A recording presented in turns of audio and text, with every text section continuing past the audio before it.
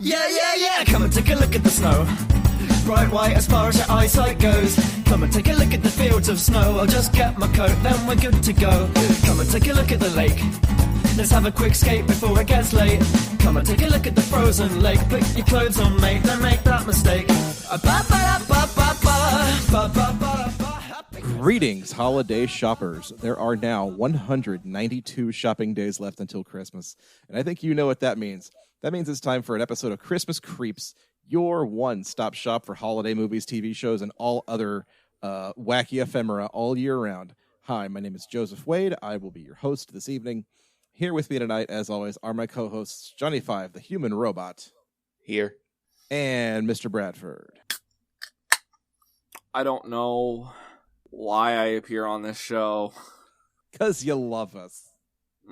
I do. I love you, but not this. Listen, boys, this is going to be... It's going to be one of those nights. And I know we just had one of those nights on the last episode, but this I promise you, will be the last time we ever have to do this. You say that. Yeah. But there is no ironclad guarantee in this world that they're not going to produce another Christmas Shoes universe movie. Because as you mentioned in the group chat, you made a shocking discovery that there are 13 of these books. Yes, and as we also discovered, 5 of those books have been made into movies. And this is only the third. So what you're telling me is we are definitely hunting down and doing the 2 other movies in this series, which before we were thought, oh, finally, we'll get this out of the way. We did all 3 movies, but now come to find out there's 2 more.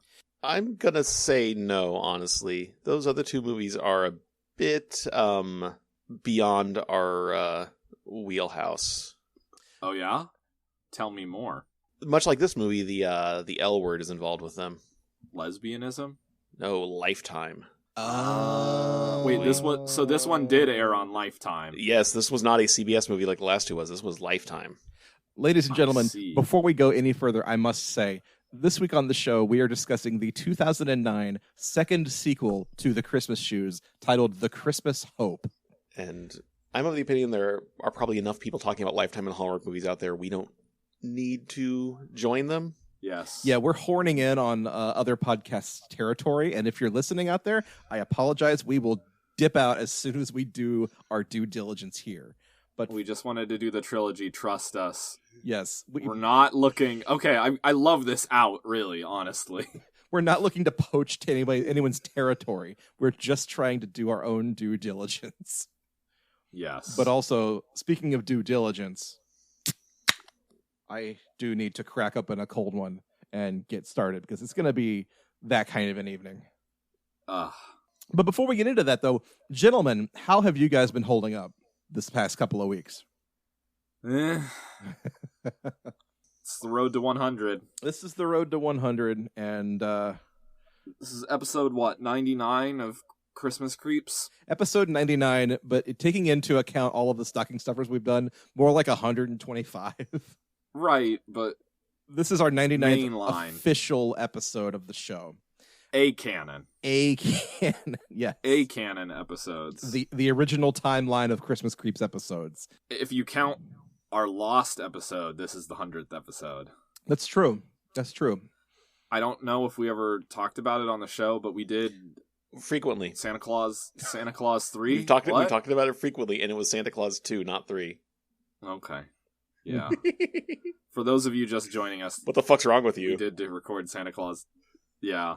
It's kind of a strange time. We're glad you're here, though. But yeah, welcome to the party, pals. You can hop on or off this train anytime. We're glad you're here. Mm-hmm. We're talking about a very bad movie today.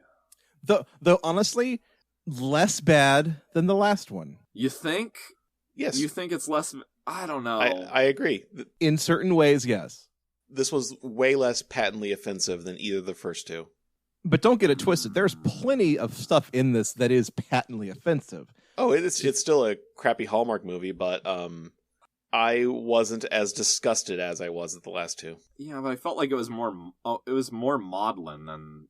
Well, that's maybe not true. I don't know. It's so hard to decide which one is objectively worse. This movie pulls out a dirty trick in the third act, and I kind of resent it for it, but we'll get there shortly. All right. But first things first, I want to bring back a segment we haven't done in a while because we kind of haven't had an opportunity or a need to. But this seems like a perfect opportunity to bring back the plot summary donation challenge.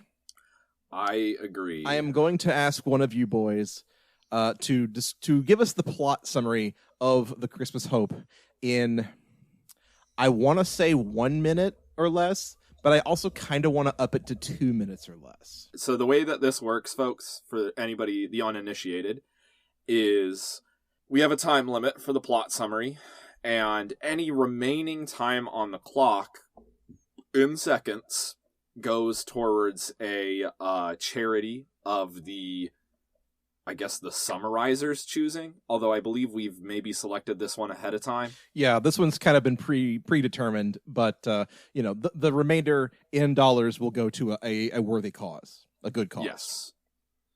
So this time I will up the time limit to 2 minutes, and I don't know, just for funsies, I want to see Jonathan 5 do this one. Okay. John, are you ready? Yeah. I'm going to start the clock. I feel like I already know how this is going to go, but I'm going to do it anyway. I feel like your donation is going to be for $119. But let's do it. Well, you know what? If that's the worst thing that happens to me today, Yeah, consider myself lucky. Yes. Jonathan, are you ready? Sure. Okay. 3, 2, 1, go. So sometimes kids die, sometimes parents die. Yeah, it's not the worst. Life goes on. You get better. The end. Hey everybody, it's your old pal Johnny Five, the human robot. And I got to thinking, and the description I gave in this episode, while 1000% accurate, was not exactly sporting in the spirit of the competition. So with that in mind, here's a new one. Let's call this part 2. This time I'm taking it seriously. Okay, ready? Let's go. A young girl is orphaned by a car accident. Patty, a social worker whose son died a few years prior, takes her in. Through a series of coincidences, everyone finds closure. Ladies and gentlemen, that was a cool 7.5 seconds. Give it up. Which means, you know what? I'm just going to round it up. $113 is going to go to a worthwhile charity. And I'm going to go ahead and say it right now. It's probably going to go to something related to the Black Lives Matter movement, just because that's very important right now, and we definitely need to put our best foot forward there. So keep an eye out for that. We'll put that in our Twitter feed once we make that donation, and we'll encourage you to do the same. Now. No, don't applaud me. Jeez. I was applauding John. It was a group effort. Yeah, we all did our part. Yes. Ladies and gentlemen. So now we have to do the sticky business of talking about this for 120 minutes. Okay, so first things first, before we get into the actual plot of the movie, we discovered in our research that The Christmas Hope, which is the third film in the Christmas Shoes continuity of films, this is actually the title of the entire series writ large, because the entire series of books written by Donna Van Leer encompasses, I think it's 10 actual novels, and the Christmas Shoes, the first book in the series, is technically called The Christmas Shoes, Christmas Hope #1. Chapter 1 of the Hoop Sparkly saga. That would make this film The Christmas Hope, Christmas Hope #3, which is a very like Rambo First Blood Part 2 kind of title. And I love it. But yeah, like we said, I think 5 of these books have been made into films, the first 3 of which share the same continuity. After that, well, we just don't know, and it sounds like we may never find out. And we just don't care.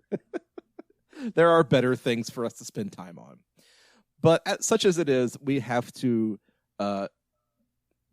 destroy The Christmas Hope tonight. So, first impressions, gentle friends. What you think? There are so many dead people in this, or so many implied deaths in this movie. It is unfathomable. Oh, absolutely. By my count, I think we're at 4, maybe possibly 5. In the series as a whole? No. In this movie alone. Oh. So there's one already baked into the plot. Yes. There's one that happens about 10 minutes in. Yeah.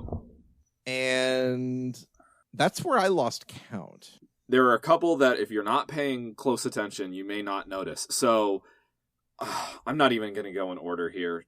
I'm just going to lay it all bare. So it is implied that Emily's dad is dead, right? Yes. Okay. That's one that's baked into the plot. Okay. Then we have a side character, Roy, who works at the adoption at Child Services, CPS or whatever. His wife is dead. I didn't even think about that one. Yeah. Yup. Okay. Yup. Okay. His wife is dead. Then we have Sean, who's the biggie, the one that the main character is basically trying to get over the entire time. Right. That was the one that I thought was baked into the plot. Yes. Then we have, spoiler alert, Emily's mom, who dies in the first 10 minutes. Yes. By my count, that is 4. Yeah. Much like Love and Christmas, death is all around in this film. And dead mothers. Dead mothers. Just, man, hammer that klaxon. Yeah. But also the first 2 or 3 scenes, it sets up the plot, but also it teases you by setting up a number of potential deaths, and it basically makes you do the legwork to figure out which ones are going to happen. It's so grim. It is so dire. We are, again, in the first 5 minutes, we are introduced to a pregnant couple and a newly orphaned baby. Yes. And I did not think it was above this series to put a perinatal death in this movie. That's my question, though. How much of this is just being a little too genre savvy for Christmas shoes, where you know there's going to be some dead shit and people are going to learn some lessons from it, so you're just trying to guess what it is? It's kind of like watching a Final Destination sequel where you're like, okay, I know this shit's going to happen. What's going on? Yeah, it's like watching a Star Wars and expecting to hear the Wilhelm scream. But no, okay. I didn't expect them to kill off Emily's mom in the first 10 minutes, though. I'll give them begrudging credit for that. Yeah, I mean, and to give the film credit, it actually does do something in the opening act that propels the plot forward. We can't say that for The Christmas Blessing. The Christmas Blessing just coasted on fumes for an hour, an entire hour. Now that I think about The Christmas Blessing more, I will agree with both of you that this is a superior film, if only for the plot, like the pace of the plot. The barest machinations of a plot, yes. Yes. So, okay, this first 10-minute stretch, though, after the first 10 minutes, I decided to write down 5 predictions. 1.5 of those predictions came true. Do you want to share them now or at the end of our extended synopsis? Well, I think this will be a good end for the plot to just talk about the characters, because there are actually kind of a lot of characters in this film. So, yeah. Okay, so we're reintroduced to Nathan and Megan from the last film. Nathan, by the way, is the kid from the original Christmas Shoes, all grown up. And in the last film, he was played by Neil Patrick Harris, a doctor with a crisis of faith, and he had quit the practice. Now he's back. It's 4 years later. He's working as a doctor again, and he and Megan are about to have a baby. He's in peds now. He's not a surgeon anymore. Right. So prediction number 1, Nathan and Megan are going to miscarry. Yep. Then we are introduced to a woman played by Madeline Stowe, who is a social services worker, a child protective services worker. She was basically introduced to the film rescuing a baby from a crack den. So prediction number 2, Nathan and Megan are going to adopt that baby.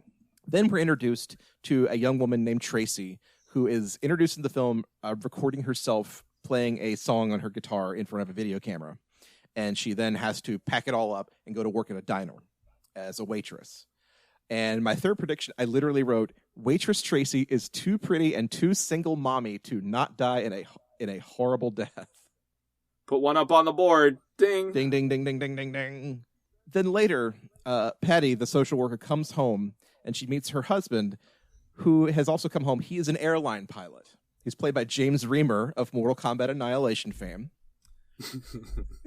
And so just because I know this series and I know the stuff that it likes to do, I wrote prediction number 4. Mark, Patty's husband, will die in a plane crash at an inopportune moment. What's an opportune moment to die in a plane crash, Joe? Fair enough. When you've taken a bunch of pharmaceutical drugs and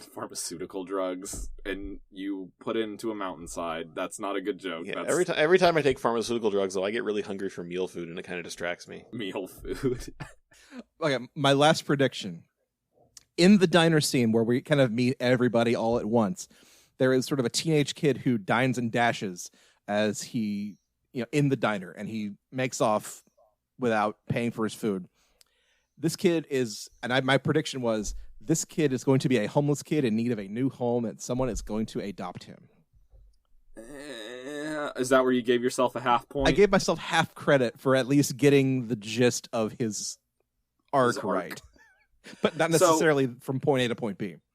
Is it did they ever go into his parents? Is it implied that he has a dead parent as well? 'Cause that was kind of where I got 5 from. I don't view him as having a dead parent. I think he's just like whatever, my parents are bullshit character. Because he's a kid. Mm-hmm. Well, we're also introduced to another character late in the film that I would have believed would have been this kid's dad. The alcoholic uncle? Yes. Emily's alcoholic uncle. I thought might have been his dad. I love how all of the coding of him as a bad character is just the fact that he's really sweaty when he answers the door. Yeah. Has like 4 beer bottles on his porch. He's granted in December, but he's introduced yelling at a child we do not see, coming to the door in a sweaty like t-shirt / sweatshirt, disheveled hair, and looking like shit. So those are my predictions, and 1.5 of them came true, and I guess the onus is on me to be a huge asshole because I thought this movie was going to go terrible places with these characters. You weren't the only one that thought that was going to happen. I really thought that they were going to do the perinatal death adoption of the baby that was rescued. Oh boy. But by the way, I must say, I know I make great pains not to be the dad guy on this show, but it's becoming true because I mention it every single episode. So the baby Foley in this movie is friggin' terrible. Every time they have a scene where the baby is like crying or distressed or fussy, baby's not bothered. Baby's just chilling. And I'm glad that they didn't like wait for a shot where the baby was upset or impatient. That baby has no problems. She's just relaxing. Do you guys remember that Twitter thread from maybe a year back where somebody discovered that horse people have a big problem with like the stock whinnies? No. That they use in movies? No, you didn't hear about this? So like think about Western movies or any movie that features a horse, and you know the sound, like the yeah. Apparently horses only do that like when they're either severely distressed or like trying to find a mate or something like that, which is like not the case in most of the movies featuring horses. And apparently some like horse veterinarians and horse people are very bothered by that to the point where it's like a Wilhelm scream but for horses. Right. Yep. So if there's one for guys falling off of horses and there's a scream for horses, that implies there must be a scream for babies as well, right? Well, yeah. It's just they choose really bad stock baby sound effects and they don't match up with what the baby's doing at all. Just like with every time you see a dolphin in a film, it always makes the same dolphin-like sounds. Yep. Yeah. Yeah. It's always Flipper. Yeah. You can never not have Not Flipper. to derail into video game chat just yet, because that derail is for later, but I was playing Final Fantasy XIV last night, and this one fight I was doing, it very noticeably used a lot of like stock sound effects. It was jarring. Once you've heard them before, they stick out. Mm-hmm. Yes. Have you guys ever been watching a movie and all of a sudden you hear a door open up and it's the door opening sound effect from Doom? I hear that all the time. Or when you hear the police scanner and it's that one snippet of police scanner jargon. That one? It's like some North Avenue. Negative K, nothing further. Yeah. Yep. Yep. Sound effects, huh? Aren't they fun? Movie magic. Oh boy. We really don't want to talk about this movie, do we? Okay, let's just jump straight to the inciting. Okay, so Tracy and her daughter have this scene where Tracy's got to go to work and she has to leave her kid at home, and the babysitter's not going to be able to get there for another hour. So the kid's afraid to be home alone, and then Tracy says, "No, you don't have to be afraid while I'm gone. God is with you." She goes, "How will I know God's with me?" She says, "You just know." And so you're like, oh boy, okay, something's gonna happen. So then Tracy's on her way to work, and we hear the sounds of what sounds like a new song on the soundtrack. And it is, in fact, the new song, Christmas Hope. And as soon as the song, for some reason, I just immediately knew this sounds like them. We've heard enough of this in the last two films that we just instinctively know what this sounds like now. And I want to throw out, that is about as religious as the movie gets at any one point as well. Yeah. It doesn't quite stick the crucifix knife in as hard as the first two does. It's just every once in a while someone just mentions God or the Bible, basically. Yeah, and that's perfectly fine and perfectly I'm okay with that. But the new song, as soon as it popped on the soundtrack, I thought, oh Sorry, no. Is it a new song? Yeah, it's new song's a new song. Okay, sorry. I won't belabor that bit. That's been done to death. We could do a Who's On First with just the title New Song. But as soon as New Song appears on the soundtrack, you know shit's about to go sideways. Oh, great. My neighbors are going to start revving motorcycles right now. Hang on a second. Hell yeah.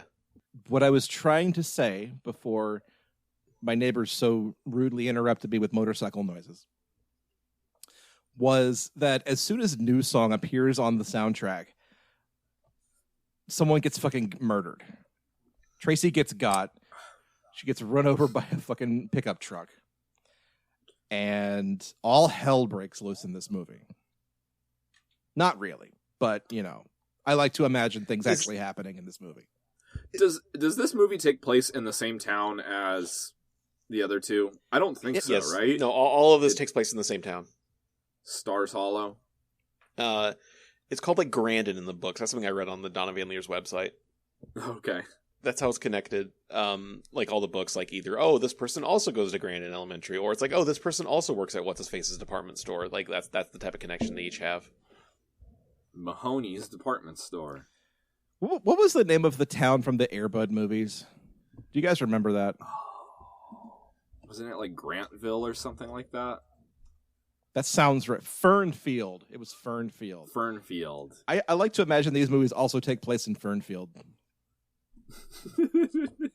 We also have talking dogs at some point. On one side of town, there is a family with talking dogs that go on adventures. And on the other side of town, there's a sad family who lost their mom years ago, and people have been dying around them ever since. I like to imagine this all happens in the same town. Oh, by the way, we mentioned that Sean is the primary death that Penny is trying to get over in this movie. I know we haven't even introduced her yet. Sean was apparently in Christmas Blessing. Yeah. Who was no, he? Sean, He was the death at the very beginning. He was the kid who got hit into a car accident, and he was the kid who died on NPH's operating table. Oh, yeah, Brad. Yeah, because when the description was talking about a minor character from the previous movie, I'm like, what? The asshole kid at the school? Is that who we're talking about? That's what I thought. I thought it was some random kid playing basketball or something like that. No, okay. Now it all makes a little bit more sense. But also, I did not realize until somebody mentioned it in the chat that character was supposed to be NPH, but older. Yeah, no. So the inciting incident in Christmas Blessing has a long arm that extends all the way out to the Christmas Hope. It's kind of like how in Clerks they go to a some girl's funeral, but then in Mallrats it turned out to be like a girl who was central to the plot in the movie Mallrats. I don't know.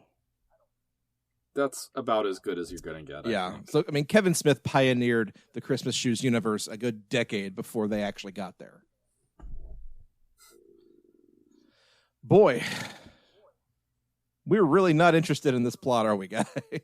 I mean, Jonathan basically already summed it up. I'm just imagining in Lord of the Rings where when they're fighting the ring race, there's a whole like long tangent about, okay, so remember that sword they found like 3 books ago? Here's a bunch of shit about it, and that's why the ring race just died. I'm just imagining that movie doing this. Like, okay, remember that kid from like 3 movies ago? Yeah, he's actually this, and that's why him... Let's see if we can fast forward this a little bit. Okay, Tracy is dead. Now Patty has to take Emily away from her home and find a new foster home for her. So Emily is now staying at Patty and Mark's house. Patty and Mark are super estranged because of the death of Sean. They still both haven't gotten over it. And it's the same relationship as the 2 people from Christmas Blessing. Patty wants to forget all of it as hard as she can, and Mark doesn't want to forget any of it at all because he's a regular person and knows how to handle grief. And I shouldn't say that because people handle grief in very different ways. And it's fine. And all ways of handling grief are valid, and that's fine. But that's really like if there's any conflict in the film at all, that's the conflict. It's that Patty does not want to remember her son because it's too painful. And Mark wants to remember him, but also wants to move on, but she won't let him because it's too painful. And also she kind of resents him for being a dad, I guess. Yeah, that's never really... I guess that they do kind of resolve it where she's like, yeah, that was me. That was on me. Mm-hmm. I was just projecting, like I needed somebody to blame, so I blamed you. But right. Anyways. But also that's far in advance. Don't you guys kind of get the sense that Mark is sleeping around on her while he's out flying airplanes? I mean, he's a pilot, right? That's not fair. But no, it's not. Yeah, but I mean, he's quote unquote gone all the time. So, the movie kind of addresses it without actually addressing it. Or it mentions it without mentions it. I'll say that. Oh, I guess somebody's going to have to read the book for further context, not it. Not it. I don't know how to read. I wouldn't make anybody do that. Hey, if you want to Patreon us $100, I'll do it. Oh God. We're playing that game, are we? We like to say we're playing that game, but we won't play that game. That's not our bag. Yeah. So then what happens in the film is that while Emily is staying at Patty and Mark's house, Mark starts to bond with Emily, and he starts to actually become a dad to her in a way that Patty's not really ready to become a mom to her. And she has lots of problems with that, mostly because she doesn't want to remember all of the sad, horrible things that happened to her son 4 Christmases ago. But also, I don't know how to finish this sentence. What is the instigating? What causes her change of heart? I can't even remember. Is it just a war of attrition? A war of love attrition, basically? It really is, because she keeps getting more agitated, and Mark and Emily are equally agitated in the opposite direction. It all comes to a head at a point where Emily finally just runs away from the house, and Patty has to give chase. And she realizes during the chase that she actually cares about this child. Yep, and then they end up in Sean's old fort, and I guess that's enough right there. Yeah, and which is a whole thing that she winds up resenting her husband for, because her husband actually got to build a fort with his son, and she didn't know anything about it. What was the quote? It was you were a dad, but I was the other parent. I was the other parent. So she felt she wasn't necessarily close to Sean, which is all wrapped up in a nice bow, literally, in the B plot. Yes. John, would you like to tell us what the B plot is? There's a couple of moving parts going on here. The kid, the Dine and Dash kid, he is relevant because he is a kid that Sean used to mentor. How does Mark meet up with him again? He's selling Christmas trees at the Christmas tree lot. Yes. Which the only reason he goes there is because Emily wants a Christmas tree. He sees him in the back of a cop car first. Oh, no, not the cop car. It's the social services, but yeah, basically. Oh, you know what I mean. Essentially the same. Child cop. Kid cop. Mark is trying to talk to... what is this kid's name? I don't think he has a name. does. We're going to call him Beanie because he wears a beanie in every single scene. Never takes off his beanie. Like, I'm looking at the cast list. There's Joe, there's Justin. It could be one of those. I think it's Justin. Justin sounds like a good teenager name. Yeah, let's go with Justin. So I'm not for certain. I don't want to call him the wrong one. We're just going to call him something we know is not correct. He's Aloysius now. Okay. So yeah, Aloysius. He's good at playing basketball. You know, he says Sean kind of helped him out with it. He's just kind of a normal teen angst thing of just like, leave me alone. Who cares? Importantly, he was there when Emily's mother died, and he picked up a bag that she dropped. Yes. And the bag sort of becomes a MacGuffin throughout the rest of the movie. Because Emily knows that her mom had a special Christmas present for her, and that present's in the bag. And the kid holds onto that bag for roughly an hour of the film's running time, and does absolutely nothing with it. And so, yeah, it's echoing the second movie where NPH finds, like, the dead kid Sean drops a Christmas present while they're wheeling him into the hospital, and NPH picks it up. And in the second movie, he just kind of forgets about it. And it actually gets resolved in this movie. Because NPH, when he's looking through all of his shit, Ian Ziering at this point, when it's Steve from 90210, which they do a pretty good job of making him look like NPH. I'll give them that. And even in the first couple of scenes, I want to believe he's like trying to do an NPH impression. Did you notice that they refilmed scenes from the second movie with Ian Ziering instead? Yes, him and Madeline Stowe. Yeah, like the scene where Nathan has to go out and tell Sean's parents that Sean is dead. Like they completely reshot that scene with new actors. It's Ian, not Ian. It's right? Ian. Yeah. Yeah. Okay. Yeah. Someone very angrily corrected me on that one time, and I've never forgotten it. The Sharknado guy is Ian Ziering. So, Nathan, one of his main purposes in the movie, he's trying to figure out who this present should go to, and he spends a little bit of time doing some research, digging around. Or really, he tells one of his nurses to do some research. Yeah. And because it's this movie, he ends up finding the answer completely coincidentally, by the way. Yeah, because the present belongs to Patty, or it's supposed to go to Patty, and meanwhile, she has brought the baby from the center in to get checked out by Nathan, and he keeps looking at her like, she might be important later. And it turns out she is. And then later she shows up with the baby again with Emily, and then Emily starts talking about Patty having a dead kid, and for whatever reason, Nathan's just kind of like, worth a shot. Yeah, okay, yeah, why not? And also, just like in the last film where the Christmas shoes like trigger flashbacks for basically everybody, this little present box triggers flashbacks for both Nathan and Patty. And they're the same kind of like, I hate to keep calling them Vietnam flashbacks, but they basically like stop them dead in their tracks, and they like. I was about to say this is just straight up PTSD is what's going on. That's exactly. It's just a PTSD flashback. Thank you. Yeah, these aren't nostalgic flashbacks. This movie, I think, honestly does a pretty decent job of like representing how just remembering things will fuck with you, and you don't really know what you're going to remember that's going to fuck with you. Yeah, like. The kid goes from 1 minute eating macaroni and cheese to the next minute in tears because she remembers her mom making her macaroni and cheese. Yeah, and like the grandma character just said the wrong thing and triggered a response. And oops. And these things happen. I thought the portrayal of that was actually halfway decent, where the kid is trying to hold it together, like through the first bit, and maybe she's in denial a little bit, but then she like has her mom's guitar and lipstick, and then just... This is the way things happen. You're trying to hold things together, and then you just can't anymore, and you take the lipstick and smear it all over the guitar, and especially when you're life's messy. Yeah, like that. And especially when you're young and you don't know how to process feelings like that. Like I get that. It works. Honestly, this film. I will give it credit for that. Honestly, this film's portrayal of grief is a lot better than the other two films, and I have to say, a lot healthier too. For somehow, so much healthier. I wonder if that's due to this being more of a lifetime deal rather than just people like the Jesus, right?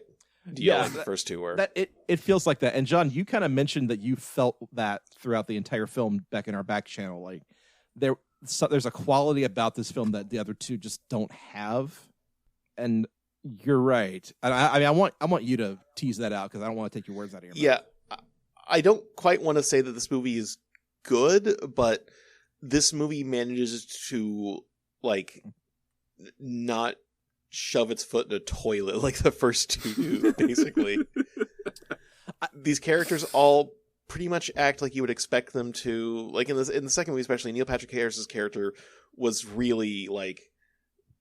I mean, I'm not going to begrudge anyone's situation, but it's like this. Like he was acting like almost like he was a teenager and his mom had passed away like 2 or 3 years ago, rather than that he was a full-grown adult and his mom had passed away like 20 years ago. Yeah, like yeah. he brings her up apropos of nothing at the first date with Rebecca Gayheart. Right, yeah. My trick to getting the ladies is bringing up my dead mom on the first date. Works every time. So, my mom's dead. I don't think I should be alone tonight. Can I stick it in your butt? Yikes. Yikes. Oh yeah, hey, can I talk real quick about how this film retcons the last film in a very strange way? Did you guys Go ahead. Did you guys notice this? Maybe in the moment. Go ahead. It is revealed that Sean was the first person that Nathan ever lost on the operating table. Oh, yes. And that's what caused him to have like his crisis of faith and to quit the practice and to move back in with his dad. He lost, I mean, far be it for me to say how a doctor, you know, how their minds and mental states operate. He lost one patient and just completely went off the rails. Well, Let me say this. He must have extraordinary luck if he went through the entirety of medical school and didn't work with a patient and didn't lose at least one. I will Just say, speaking from experience with somebody in the family. Sorry, go ahead. As implausible as it is, it makes sense because if you lose your first patient, that might be a reasonable reaction. If you've lost your 15th patient, it's just a fucking statistic for you at that point. Yeah. Okay, that's true, but I guess all I'm saying is, I guess I don't know the statistic of how many doctors lose one patient and decide that being a doctor is not for them. You know, I'm gonna go out on a limb and say not many. I could see some doctors being like losing a patient and being like, I gotta take a couple weeks off, guys. Yeah, no, that's definitely that. But well, I guess what I'm really saying is that in the last film, it was pretty well established that what messed Nathan up was the fact that, you know, it was a kid going home for Christmas, and that losing that kid, coupled with the fact that, you know, it's a Christmas related death related to the loss of his mother that he remembered from the first film, like all those things corresponding is what sort of forced him out of the practice. And then here it's just kind of brought like, oh yeah, he was the first person who ever died on his table, and it's just like, yeah. Which is that's not necessarily not the case in the second movie, but he makes it sound like that was literally the long and short of it. Yeah, exactly. Like in the last film, we saw more of the circumstances surrounding it, and in this film, a film that directly relates to those circumstances, it's just kind of like brushed off. But again, you know, this film is not really about Nathan, is it? So no, he's a minor. So character. who cares? I don't know where I was going with this, to be honest. Let's move this Let's keep this gravy train moving. Mm-hmm. So, God. So Marcus is starting to bond with Emily, and Patty's being very resistant, but it's kind of sort of happening, and it's at this point where we're introduced to her angry drunk uncle who may or may not be able to take her in. And that's, to me, that's sort of the driving force behind the last act of the film, where they don't want to pawn this kid off on this guy who might not take care of her. That's bad. So they have to come up with some kind of excuse to have her stay. He makes it clear as day that the only reason he's interested is for a life insurance payout. Right. It's kind of like the episode of Futurama where Bender adopts all the orphans from the orphanarium to get a huge paycheck. Yes. It's that. Can I just say that it's a nice change of pace to have Brad reference Futurama and not Jonathan? If he didn't beat me to it, I was going to reference Joe Dirt. Go Okay. on. It's like in Joe Dirt, where Joe's parents only reestablish contact with him once they think that he got a reward for saving all the kids at the school. Oh, that's true. Uh, That's true. But they ask Emily if she remembers her uncle at all, and all she says is, "I remember his breath." Which Someday that's my niece and that's a nephew are little- going to say that about me. Sorry, That's a little too cute of a line. a little It bit. is. That's A little bit on the nose, Emily. It's your uncle. Have some respect. No, I'm just kidding. So anyway, we know we don't want to send Emily off to her drunk, angry uncle. That's a fact. But then it's also at this point that Emily decides to just run away from the house, from Patty's house. And Patty gives chase and finds her in Sean's old tree fort. And they kind of sort of make peace with each other. And Emily, or rather Patty, decides that she finally wants to become a mother again. And Too little, too late, Emily. Or Patty. yeah, for real. But that's okay because she reads a book to Emily, and this is where I feel like the film completely lost me. Because she sits Emily down and reads to her the book Love You Forever, I feel like in its entirety. It was. Yes and no. She reads a very abridged version of it. It is a children's book, therefore it's very, very repetitive. Every time you talk about singing the song, you actually sing the song. Yes. There are several repeated lines in it. I remember there's a page in it that just says that little boy grew, he grew, and he grew. That's the entire page. It's again one of those things where it's one of Sean's books from when Sean was little. Yes. So, this being a Lifetime movie, certain things are weaponized, and this is definitely one of them. Yes. My mother has an attachment to that book. So does mine. And I'm sure if she saw this movie, she would be crying at this scene. Yep. Because certain symbols and icons are just too strong, and this is one And of I'm them. pretty sure at the next commercial break after this scene, there was probably one or at least two commercials for Kleenex. There are a couple things that I would love to Eternal Sunshine myself out of. That book is one of them. There's a couple of songs that fit that bill too. Of just like, man, if I could just not know that things existed, ignorance is fucking bliss. Because there's nothing but trauma associated with those fucking songs. Not just for myself, but for anybody. Like those things are made to those things are made to be trauma triggers at this point. Oh, I see what you're saying. They're sadness fodder. They're made specifically to make you sad. Yeah. Yes. That book, just like these 3 films, and I'm sure the entire 10-book series, are what I'm going to call grief porn. I get where you're coming from, but I want to argue. I mean, there's space for media that makes you sad.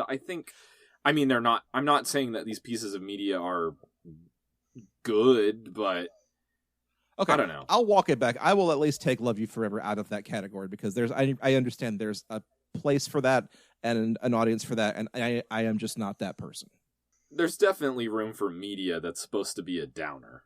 These are not good. These are very maudlin examples. Yeah, this is just my personal thing. Like that book is just not really personal, but it's just one of those things where it's like, God, that's such a fucking like.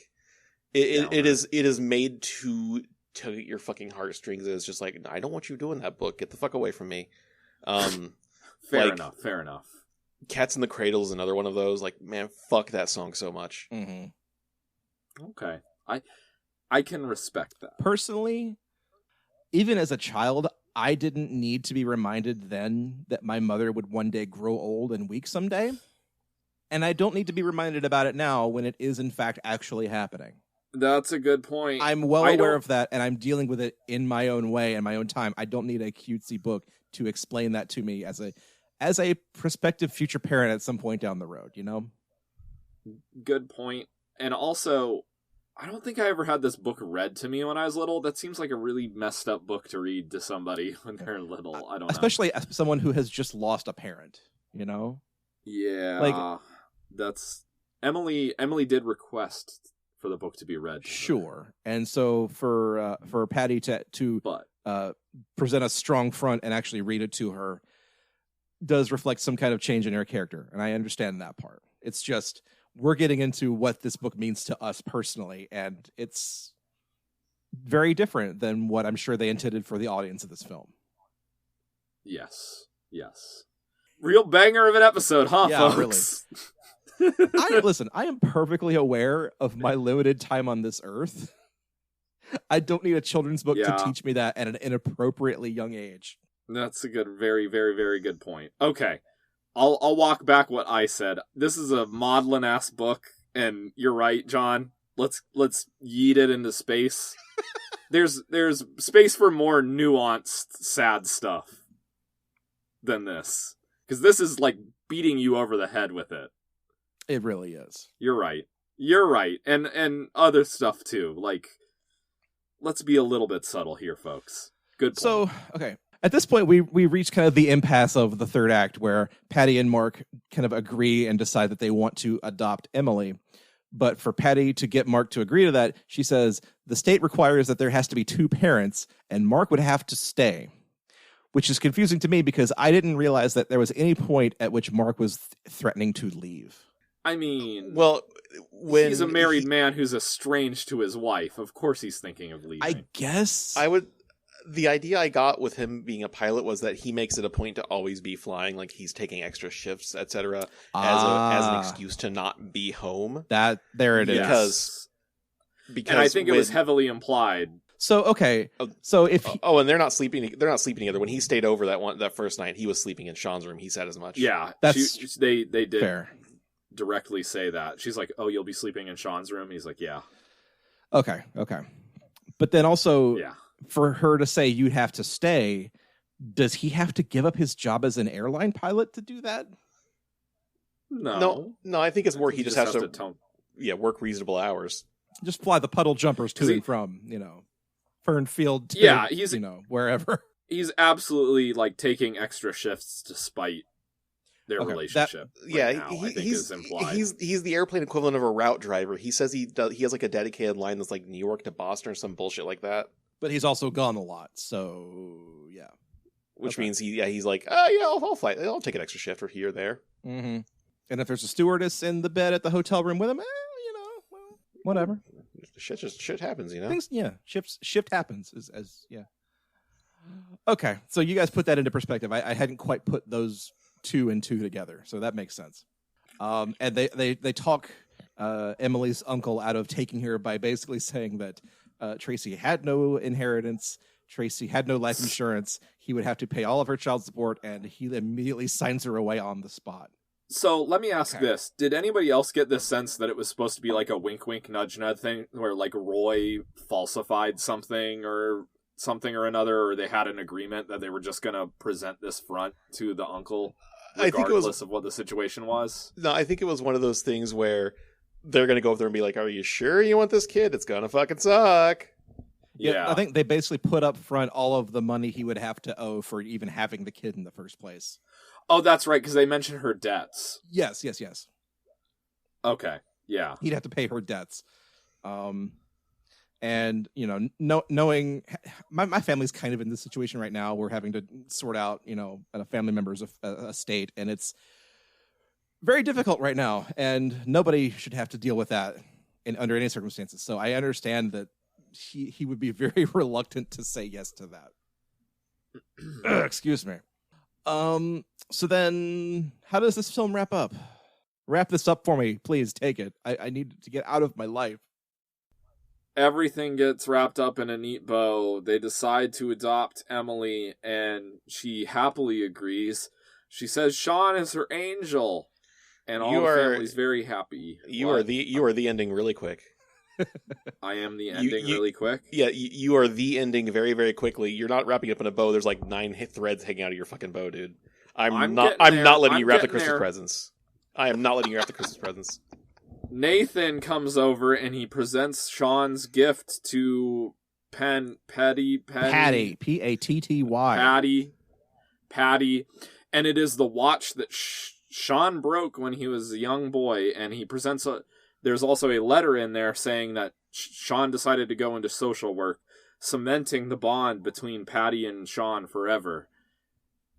Then Beanie shows up and drops it's like a lunch bag at the door with It's a the child's camcorder. backpack. I feel like it was like a lunch box, but okay. A backpack. He drops the bag at the door with the camcorder in it, and on the camcorder is Emily's mom's Christmas present to her, which is a song that she wrote and sings to Emily, and that, I believe, takes care of all of the threads. Then the movie Doesn't just it? ends. Do you remember how he knew where to drop the camera off, though? Because he hung out with... No, just pure yes. happenstance bullshit. He watched the tape. He saw Emily in the truck with He Sean's watched dad, the tape, right? saw Emily on the tape, then saw her in the back Yes. of Mark's truck, and I guess just Yes. followed the truck home. Yeah, something like that. I'm fairly certain he knew where Sean lived. He just didn't want, Yeah, there's that too, and he knew that was Sean's dad, and then he saw the same girl that was on the camcorder. Sure.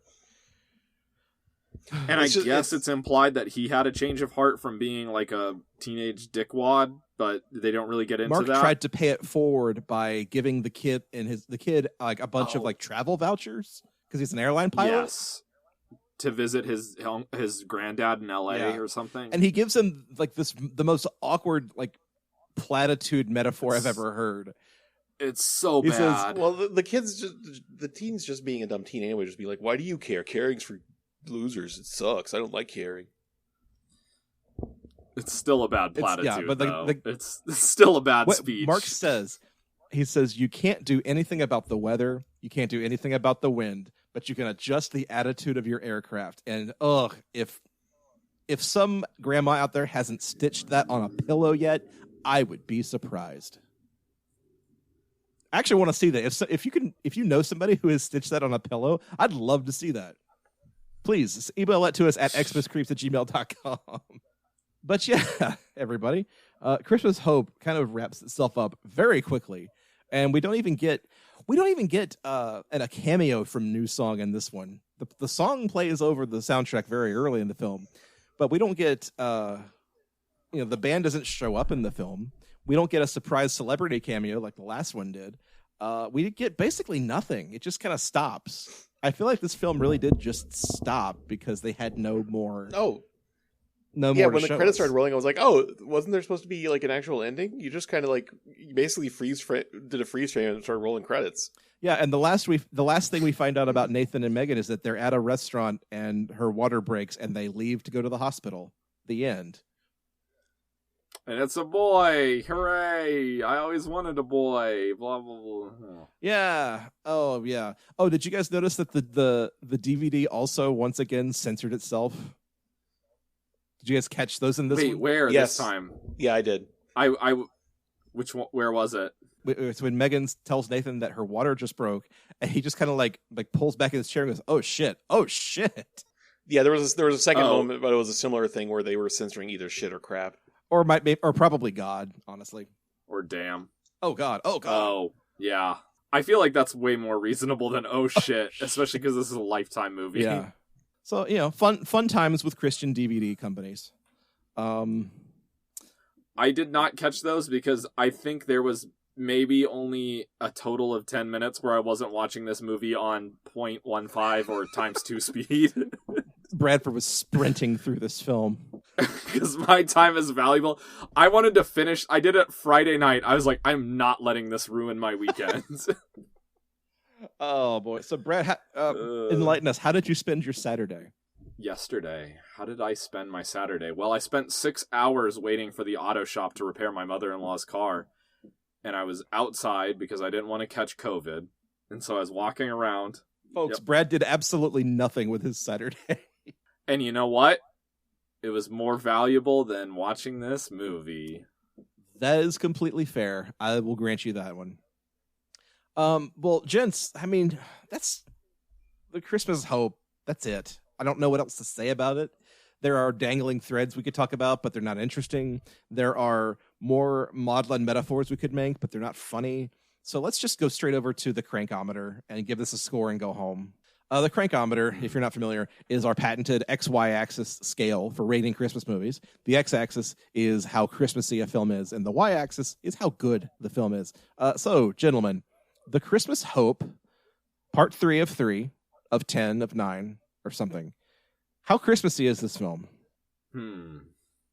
It's not very Christmassy, is it? No, I feel like it could have happened another time of year. The only Christmas anything that takes that even occurs in this film is that Emily wants the Christmas present from her mother, and Mark tries to make Christmas happen for her.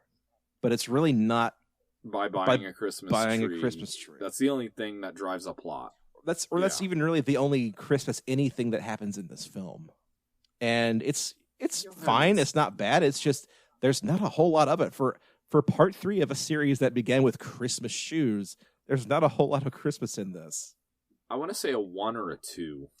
Can anybody make a case for this misusing Christmas in any way, shape, or form? No. I don't even think it doesn't even use Christmas to even misuse Christmas. That's fair. So I guess a 1 is where we're going to land on this one. Just the barest of bare minimums. Yeah. Yes. We're not even enthused about it anymore. Oh, I love it. I mean, and by that I mean I hate it. So then, okay. Everybody's completely over this noise, and I know. We're almost done, folks. So then the Y-axis. How good is the Christmas Hope really? Like, really? Because I have a very bad memory. What did we rate Blessing? Because it's better than Blessing. We rated a Christmas Blessing. We gave that one a -2, -5. So, I mean, it's got to at least be... I want to say it was bad, but it wasn't bad. -2 or a -3? Yeah. Is kind of where my heart lands on this. I'm saying like a -2. Like it's one of those things where it's like, well, I can get a sad response out of you. That's something, right? Yeah. Like it's the I'll love you forever of Christmas movies. Oh, yeah. That's actually really appropriate. I would say compared to the Christmas Blessing, this film actually has a plot that operates at some kind of capacity. Yeah, we don't spin our wheels for a fucking hour before we figure out what the movie's even about. Exactly. It's 5 to 10 minutes and you're off and running. So I'm giving it points for operating like a movie, which... That said, there is 30 minutes before everything snaps into focus and you realize who even the main character of this movie is. That's true. Because but it's not nearly as bad as Christmas Blessing. I also don't know how much of that is genre savviness of just being like, okay, well, that's the guy from the last movie. He has to be doing something, right? Yeah. I think that you watch the first half hour thinking like, okay, so something's going to happen with him, right? That's why he's in this movie. Yeah.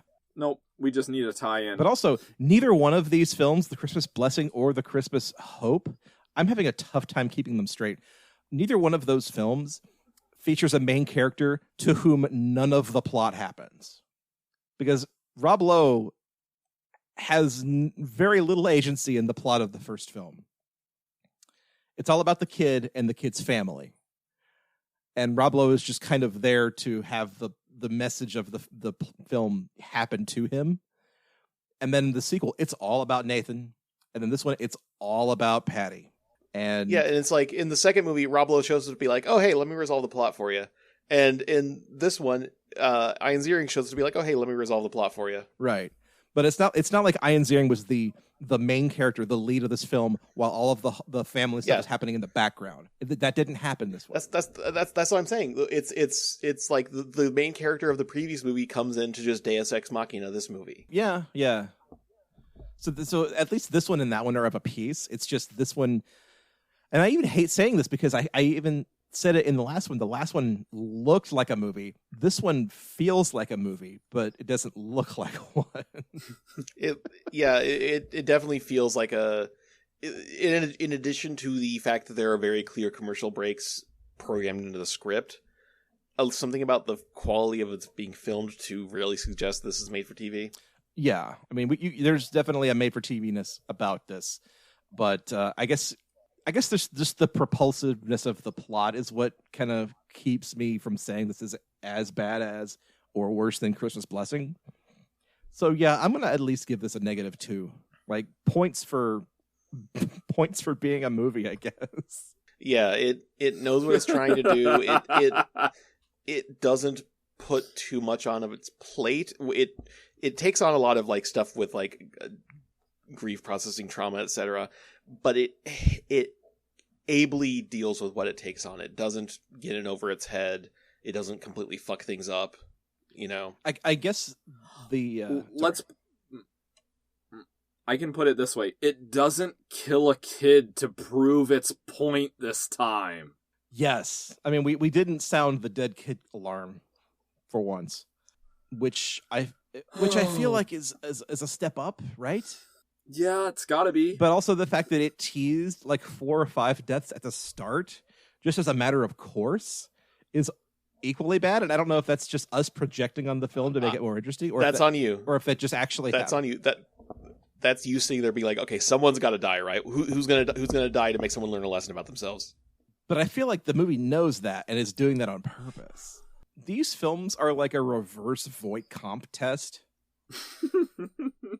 If you can watch these films and not be immediately repulsed by like the cloyingness of the plot or the like phony spiritualism that's kind of being thrown around here, then congratulations, you're definitely a human. Yeah, I mean, even if this type of shit is your bag, it still has to be a little unsettling though. Like personally, I resent the fact that this has turned into a trilogy that plays by a series of rules, because one of those rules is someone has to die, and that makes this a horror film. Like it's not a romantic comedy or a feel-good Christmas movie anymore. It's a horror film. You expect these things to happen. All right, so what do we, based off of the way these movies are going, what do we expect to be the plot of number 4? I'm thinking it's either Emily's grown up and then some shit happens, or it's about the other guy who works for child services with Patty. It has to be like a removed like that, where Patty can still come in and fix the plot at the end of it. So Mark is going to have to die in a plane crash, and one of the other characters is going to be on the plane. Oh, that's definitely the start of the film. There it is. Or at the very least, maybe like someone has a heart attack on a flight that Mark's flying. Yep. And then Mark has to get back to that family some kind of prized possession that belongs to that person. And also, it's at Christmas time. Well, let's look up what the actual plot of this is. What's her name? Donna Van Leer? Yeah, Donna Van Leer. Number 4 is called The Christmas Promise. All right. Because of course it is. I should have probably turned on private mode before I started going to this woman's website. You're going to get so many ads for Bibles. And now she knows that you're visiting her website. Yeah, my ads are all fucked. I think my ads just gave me up. Every time I've gone on Facebook recently, just because of all of the ad blocking and cookie tracking stuff turned off, the only ads I get anymore, I'm not joking, the only ads I get anymore are for MeUndies. It's very strange. I've never even been to their website, and yet it's the only thing that gets advertised to me anymore. I think Facebook's just got up like, hey, you have to wear underwear, right? You're a person, right? Is it because your phone is listening? you're Jonathan, is that because your phone is listening to you listen to podcasts and you just hear MeUndies ads all the time now? That could be it. I mean, you're a human. You eat food, right? Can I interest you in potatoes? Brought to you by the Potato Council. All right. Here's the plot summary of The Christmas Promise from Donna Van Leer's website. Each Christmas we are given a promise from heaven, and each year, blah, blah, blah, that's not a summary. 7 years ago, Gloria endured a family tragedy that almost shook her faith to the core. Each Christmas she places a card in an envelope on her tree, restating a promise that she made to her husband before he died. Now, having moved from her small town and all the painful memories it held, she is building a life by caring for people in need. Whether it's a young mother who can't pay her electric bill or a family who needs some extra food, Gloria always finds a way. Miriam is a thorn in Gloria's side. Miriam is a constantly critical, disapproving neighbor who looks with suspicion upon all the good things Gloria does. When a twist of fate makes them... What comes next, Brad? Makes them... question their faith. Who's them? Gloria and Miriam. So their neighbors are always butting heads. What happens to make them learn about each other? They have to join a committee together. I don't know. They have to move in together. Oh... Three's Company situation. And then also a completely new paragraph at the end of it. Chaz has a good job as head of security at Wilson's department store, which is where the Christmas trees were bought. But each night he returns home to an empty apartment. He longs for a wife and family of his own, but realizes the life choices he's made have alienated him. He befriends a young boy whose mother has fallen on hard times, giving him a chance to have a life he thought impossible. These are like two separate stories happening at once. It is a whole. I'm shocked when you said that it was the department store from Christmas Shoes. I am shocked that they found a way to connect this with that series. I'm not surprised. I'm shocked. And Christmas Secret, I see the phrase Wilson's Department Store. There we go. So Wilson's Department Store is just is the nexus of the universe, despite the fact that we didn't see it in either of the last two films. Christmas Notes mentions an apartment building, which I'm sure is the apartment building everyone lived in 2 books ago. Christmas Light, that's talking about Grandin, which is where the entire thing takes place. You know what all this really just sounds like to me? It all sounds like the plot of that movie Pay It Forward, where one kid decides to do a good deed for someone, and it snowballs outward until something terrible happens to the kid. Yeah, spoiler alert for Pay It Forward. And the Christmas Journey is literally just the Nativity. Wait, really? Yeah, it's just the Nativity, the novelization. Really? The 80-mile journey of a common carpenter and a simple peasant girl is one of the most powerful stories in history. As books go out of print and stories fade from memory, the journey of Joseph and Mary and her delivery inside a common barn continues to bless and inspire hope in people around the world. There was no room at Wilson's Department Store. Yes. And then the next one, Christmas Town, is about Grandin again. And I think that's it. Yeah. Thank God. Yowza. Well, I know for a fact that at least, 2 other films, The Christmas Secret and The Christmas Note, became feature films, or at least TV movies, excuse me. So at some point in the distant future, we might return to the world of Wilson's Department Store, but it's very unlikely. They are clearly Hallmark movies at that point, and like we said, that's not exactly our bag. That's a subgenre in and of itself. Right. And we could forward you to other podcasts that almost definitely have covered those films. But we won't dive into that pool ourselves because that's just not us. That's just not our thing. But what we do have is a film next time that you will definitely want to come back for, because next time is our 100th episode, and we've got a real banger lined up for you. So, gentle friends, get ready for 100 because it's coming. Finally, we can stop this podcast. 100 episodes, right? 100 and we're out. We're free. We're finally free. No, you would think. Of course not. No, of course not, because Christmas movies never stop. Never, ever, ever, ever, ever. But until then, you have many different ways of contacting us on the internet. You can tweet at us at Christmas Creeps on Twitter, or email us questions or comments or complaints or requests for future episodes at xmascreeps@gmail.com. Go to iTunes or Stitcher, wherever you get your podcasts, and leave us a star rating and a review. Tell a friend, do all that fun stuff. Get everybody ready, because episode 100 is coming, and it's a doozy. Any parting thoughts for this film or this episode before we sign off? What did we come up with? A 1, -2? I believe so. Was that? Yeah, Christmas Hope. Booker. Christmas Hope scores a 1, +1, -2. I'm as surprised as you are. And did we say what we're doing next time, or is that going to be That's going to be a fun, mediocre, a fun surprise, a terrible Christmas movie for the ages, and we're going to talk all about it, and it's going to be great. Shots fired. Listen, what I just said was the opening salvo in a fucking barrage that's coming next week. Okay, get ready. It's gonna be a time. We're gonna have so many words. I feel like this next episode, it's gonna be a big one. It's episode 100. It has to. Stay tuned, folks. And until next time, stay safe out there, friends. Stay hydrated. Stay well. Stay lubricated. That too. Good night, everybody. Happy Christmas. Happy Christmas.